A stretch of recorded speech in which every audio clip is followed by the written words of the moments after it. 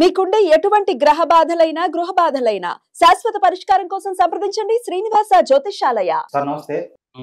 దేశంలో ఒక popular celebrities or popular figures దాని గురించి ఒక సర్వే చేస్తే టాప్ లో నెంబర్ 1 లో మోడీ వస్తే, సెకండ్ ప్లేస్ జూనియర్ ఎన్టీఆర్ వచ్చాడు. అది కూడా 4th ప్లేస్ లో అయితే పవర్ స్టార్ పవన్ కళ్యాణ్ వచ్చాడు. అంటే దీంతో పవన్ కళ్యాణ్ దాటి ఎన్టీఆర్ వెళ్ళిపోయాడు. ఇప్పుడు కనుక రాజకీయాల్లోకి వస్తే ఆయన అందరినీ దాటేస్తాడు అన్నట్టుగా వార్తలు అయితే వస్తున్నాయి. ఇది నిజంగానే ఏ బేసిస్ ప్రకారం ఈ ర్యాంకింగ్ ఇస్తారు? నిజంగా ఇది నిజమేనా అసలు? గత 2 రోజుల నుంచి ఒక వార్త వైరల్ అవుతుంది. అదేంటంటే Pawan down junior NTR up అని. అంటే పవన్ వెనక్కి వెళ్ళిపోయాడు, జూనియర్ ఎన్టీఆర్ ముందుకు వచ్చాడు. సో జూనియర్ ఎన్టీఆర్ కి దేశవ్యాప్తంగానే ఫాలోయింగ్ పెరిగింది. పవన్ కంటే కూడా జూనియర్ ఎన్టీఆర్ 2వ ప్లేస్ లో ఉంటే పవన్ 4వ ప్లేస్ లో ఉన్నాడు. సో అందువల్ల జూనియర్ ఎన్టీఆర్ క్రేజ్ విపరీతంగా పెరిగింది. ఇప్పుడు కానీ జూనియర్ ఎన్టీఆర్ రాజకీయాల్లోకి వస్తే పవన్ ని ఖచ్చితంగా దాటేయగలడు. జూనియర్ ఎన్టీఆర్ దూకుడు కానీ, అతని ఇది కానీ, అతని ఫిజికల్ ఫిట్నెస్ కానీ ఇవన్నీ కూడా పవన్ కళ్యాణ్కి లేవు. ఎందుకంటే పవన్ కళ్యాణ్ ఒక పాదయాత్ర చేయలేడు, ఒక 4 అడుగులు గట్టిగా నడవలేడు. ఆయనకుండే ఇబ్బందులు ఉన్నాయి, అనారోగ్యం కావచ్చు, ఏజ్ కావచ్చు. అవన్నీ పవన్ కళ్యాణ్తో పోలిస్తే జూనియర్ ఎన్టీఆర్ డైనమిక్ గా ఉన్నాడు. పీపుల్లో కూడా పవన్ కళ్యాణ్ కి ఫాలోయింగ్ తగ్గిపోయింది, క్రేజ్ తగ్గిపోయింది. అధికారంలోకి వచ్చిన తర్వాత పవన్ కళ్యాణ్ చెప్పినవేవి చేయకపోవడం, ప్రజల సమస్యలను పట్టించుకోకపోవడం, క్లియర్ గా పవన్ కళ్యాణ్ చంద్రబాబుకి నీడగా మారిపోయాడు అన్న అభిప్రాయం వచ్చింది. ఇలాంటప్పుడు కానీ ఒక తిరుగుబాటుదారులాగా రంగంలో దిగితే జూనియర్ ఎన్టీఆర్ కి బ్రహ్మాండంగా ప్రజలు బ్రహ్మరథం పడతారు అన్న. ఎందుకంటే ఇప్పుడు జగన్, చంద్రబాబు, లోకేష్, పవన్ కళ్యాణ్ వీళ్ళందరినీ ప్రజలు చూసేశారు. ఇప్పుడు ఒక కొత్త నాయకుడి కోసం వెయిట్ చేస్తున్నారు. ఇప్పుడు కానీ ఈయన రాజకీయాల్లోకి వస్తే మాత్రం మామూలుగా ఉండదు అన్న ఆర్గ్యుమెంట్స్ సడన్ గా మొదలైనాయి. ఎందుకంటే ఎప్పుడైతే అనంతపూర్ ఎమ్మెల్యే దగ్గుపాటి వెంకటేశ్వర ప్రసాద్ జూనియర్ ఎన్టీఆర్ని బండబూతులు తిడుతూ, వాళ్ళ అమ్మను తిడుతూ ఒక ఆడియో చేశాడు. వార్ 2 రిలీజ్ ని నేను ఇక్కడ అనంతపూర్లో రిలీజ్ అవ్వనని. ఆడియో బయటకు వచ్చినప్పటి నుంచి జూనియర్ ఎన్టీఆర్ చర్చలోకి విపరీతంగా వస్తున్నాడు. అతనికి అన్యాయం జరిగిందని, దాంతోపాటు జూనియర్ ఎన్టీఆర్ కూడా సైలెంట్ గా ఉండడం కూడా ఇంకా జూనియర్ ఎన్టీఆర్ కి ప్లస్ అవుతుంది. అతను ఏదో ఒకటి మాట్లాడకుండా సైలెంట్ గా ఉన్నాడంటే గుమ్మనంగా ఉన్నాడు, అతను టైం చూసి దెబ్బ కొట్టబోతున్నాడు అని అంటున్నారు. అది బీజేపీ నవంబర్ తర్వాత, బీహార్ ఎన్నికల తర్వాత బీజేపీ తెలుగుదేశం మధ్య ఆల్రెడీ గొడవలు ఉన్నాయి. అవి బయటకు రాబోతున్నాయి. చంద్రబాబు బయటకు వచ్చే అవకాశం ఉంది. అప్పుడు జూనియర్ ఎన్టీఆర్ ని రంగంలో దింపాలని బీజేపీ భావిస్తుంది అనేది ఒక కాంటెక్స్ట్. ఈ కాంటెక్స్ట్ లో ఇప్పుడు ఈ వార్త వైరల్ అవ్వడానికి కారణం అంటే జూనియర్ ఎన్టీఆర్ సెకండ్ ప్లేస్ అంటే అసలు ఈ ప్లేస్లు ఎవరు ఇచ్చారు, ఫస్ట్ ప్లేస్ ఏంటి, 3వ ప్లేస్ ఏంటి, 4వ ప్లేస్ పవన్ కళ్యాణ్ అంటున్నారు కాబట్టి అనేది చూసినప్పుడు మామూలుగా ట్విట్టర్, ఒకప్పుడు ట్విట్టర్ అనేవాళ్ళు ఇప్పుడు ఎక్స్ అంటారు కదా, ఈ ఎక్స్ ఎవ్రీ మంత్ కూడా సెలబ్రిటీల ప్లేసుల్ని నిర్ణయిస్తుంది అనమాట. అంటే పొలిటికల్ గా, ఫిల్మ్ ఫీల్డ్, స్పోర్ట్స్ ఫీల్డ్, ఈ ప్రధానంగా ఈ 3 రంగాలే కదా మనకి సెలబ్రిటీలు కనబడేది. వ్యాపారము మిగతావి ఉన్నా కూడా అవి ఈ 3 రంగాల్ని బీట్ చేయలేదు. ప్రధానంగా మనకి సెలబ్రిటీ ఫిగర్స్ అంటే పొలిటికల్, సినిమా, స్పోర్ట్స్, ఈ 3 రంగాల్ని సెలెక్ట్ చేసుకుంటుంది. ఈ 3 రంగాల్లో ఆయా మంత్లో ఎవరు ఎక్కువగా సోషల్ మీడియాలో ఉన్నారు అంటే మెన్షన్ ఎక్కువ, ఏ పేరు మెన్షన్ ఎక్కువ చేస్తున్నారు, ఏ పేరుని గురించి ఎక్కువ డిస్కస్ చేస్తున్నారు, వాళ్ళు ఏమన్నా ట్వీట్ చేస్తే రీట్వీట్లు ఎన్ని వచ్చాయి, తర్వాత లైక్స్ ఎన్ని వచ్చాయి, షేర్లు ఎన్ని వచ్చాయి, వీటన్నిటిని అనలైజ్ చేయడానికి ట్వీట్ బ్లైండర్ ఎక్స్ అనే ఒక టూల్ ఉంటుంది అనమాట. ఈ ట్వీట్ బ్లైండర్ ఎక్స్ అనేది వీటన్నిటిని అనలైజ్ చేస్తుంది. మొత్తం డేటాను అనలైజ్ చేసి ఎక్కువ ఎవరెవరి గురించి మాట్లాడుకున్నారో అది ఒక చార్ట్అవుట్ చేసి లిస్టు ప్రిపేర్ చేస్తుంది అనమాట. ఆ లిస్ట్లో ఆగస్టులో ఒక లిస్ట్ వచ్చింది. ఎవరి మంత్ వస్తుంది ఇది ఆగస్టులో వచ్చిన లిస్ట్లో నెంబర్ 1 మోడీ ఉన్నాడు. మోడీ మీద విపరీతంగా ట్వీట్లు చేయడం కానీ, లైక్స్ కానీ, ఆయన పేరు డిస్కస్ చేయడం కానీ, మోడీ గురించి ఎక్కువ ఈ ఎక్స్లో డిస్కషన్స్ అవన్నీ జరిగాయి కాబట్టి నెంబర్ 1 ప్లేస్ మోడీ ఉన్నాడు. ఏది దేశవ్యాప్తంగా ఈ లిస్ట్ అనమాట. సెకండ్ ప్లేస్ లో జూనియర్ ఎన్టీఆర్ ఉన్నాడు. ఇది షాకింగ్ గా ఉంది అందరికీ.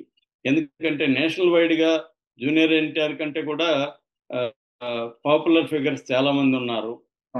తర్వాత స్పోర్ట్స్ లో తీసుకుంటే ధోని, విరాట్ కోహ్లీ లాంటి ఫిగర్స్ ఉన్నారు. వీళ్ళందరినీ దాటి మోడీ తర్వాత పాపులర్ ఫిగర్ జూనియర్ ఎన్టీఆర్ అనేది ఎక్స్ చెప్పడం అనేది షాక్ గురి చేసింది. ముఖ్యంగా ఆంధ్ర, తెలుగు, తెలంగాణలో ఉండే లేకపోతే ప్రపంచవ్యాప్తంగా ఉండే తెలుగు ప్రజల్ని ఇది షాక్ గురి చేసింది.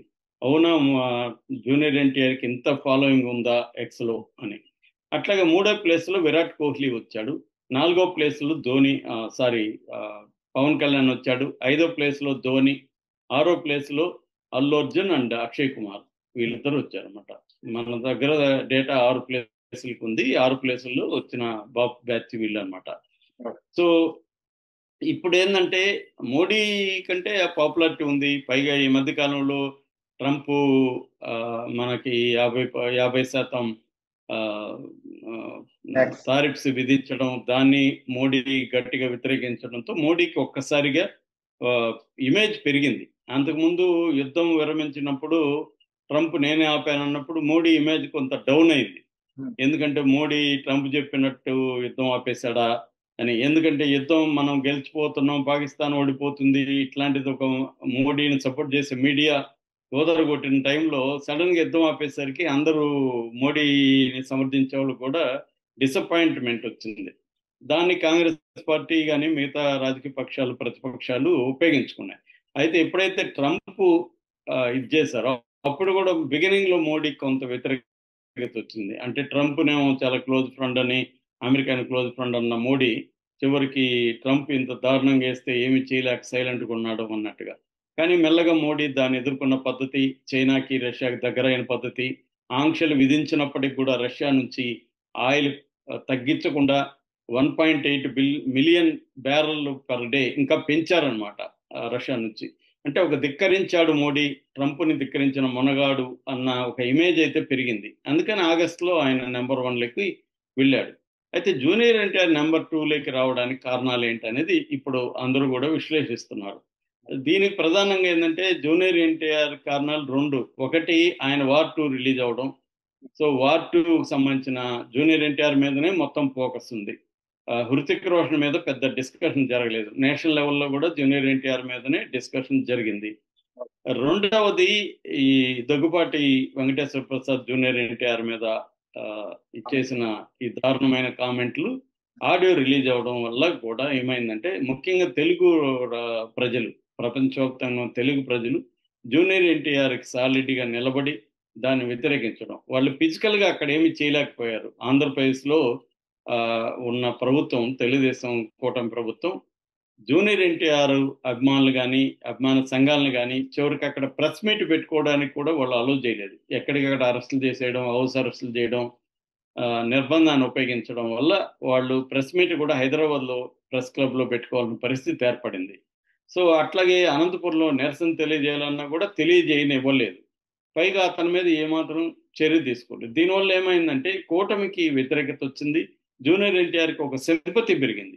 పాపం అతన్ని డే 1 నుంచి కూడా ఇటు నందమూరి ఫ్యామిలీ కానీ, నారా ఫ్యామిలీ కానీ ఉపయోగించుకోవడం తప్ప అతన్ని తొక్కేయాలనే ట్రై చేశారు. ఇప్పుడు కూడా అదే పని చేస్తున్నారు. ఇంత దారుణంగా ఒక తల్లి గురించి మాట్లాడితే చంద్రబాబు కనీసం దాన్ని గట్టిగా ఓపెన్గా ఒక స్టేట్మెంట్ ఇవ్వలేదు. లోకేష్ ఇవ్వలేదు.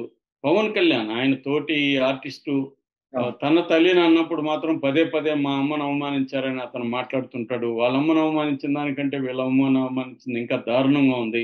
కనీసం ఆయన ఖండన కూడా ఇవ్వలేదు అన్న ఒక ఒక నెరేటివ్ అయితే జనములకి బాగా వెళ్ళింది. దానివల్ల జూనియర్ ఎన్టీఆర్ మీద డిస్కషన్స్ ఎక్కువ జరిగాయి. మన దీంట్లో కూడా వీడియోలు పెట్టినప్పుడు వ్యూవర్స్ బాగా వచ్చారనమాట. సో అలాగా జూనియర్ ఎన్టీఆర్ డిస్కషన్ అనేది ఇక్కడ జరగడం కాకుండా వేరే రాష్ట్రాల మీడియా కూడా దీన్ని హైలైట్ చేసింది. ఎందుకంటే కరెక్ట్గా వార్ రావడంతో జూనియర్ ఎన్టీఆర్ కూడా అంతకుముందు RRRలోనే జూనియర్ ఎన్టీఆర్ ఒక పాన్ ఇండియా స్టార్గా గుర్తింపు అయితే వచ్చింది ప్రజల్లో అంతా.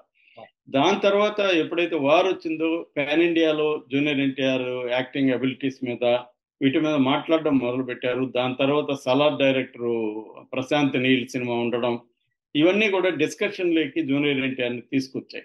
అట్లాగే బీజేపీ జూనియర్ ఎన్టీఆర్ని రాజకీయాల్లోకి తీసుకురాబోతుందని, జూనియర్ ఎన్టీఆర్ రాజకీయ పార్టీ పెట్టబోతున్నాడు అన్న డిస్కషన్ కూడా జరిగిందనమాట. సో ఈ యాంగిల్లో తీసుకున్నప్పుడు జూనియర్ ఎన్టీఆర్ని దేశంలో ఎక్కువ మంది, అందులో నాకు తెలిసి తెలుగు వాళ్ళు ఎక్కువ డిస్కస్ చేసి ఉంటారు కాబట్టి తెలుగు వాళ్ళ కాంట్రిబ్యూషన్ ఎక్కువ ఉంటుంది జూనియర్ ఎన్టీఆర్ సెకండ్ ప్లేస్లోకి రావడానికి.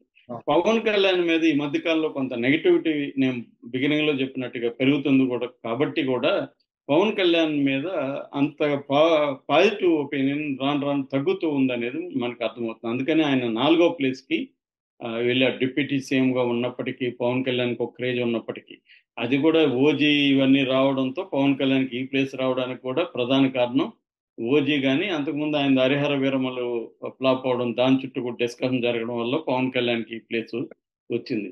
ఏది లేకపోయినా అల్లు అర్జున్ 6వ ప్లేస్లోకి రాగలిగాడు. ఈ మధ్యకాలంలో ఈ అల్లు అర్జున్కి సంబంధించి సినిమాలు లేవు, ఏమీ లేవు కదా, అయినా రాగలిగాడంటే పుష్ప 2 యొక్క ప్రభంజనం కారణం అన్నమాట.